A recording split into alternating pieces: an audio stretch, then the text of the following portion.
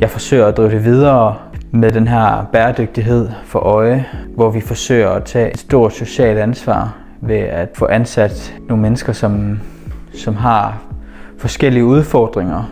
Enten om det er psykisk eller fysisk, så vil vi gerne give dem chancen for, at de kan lykkes i det.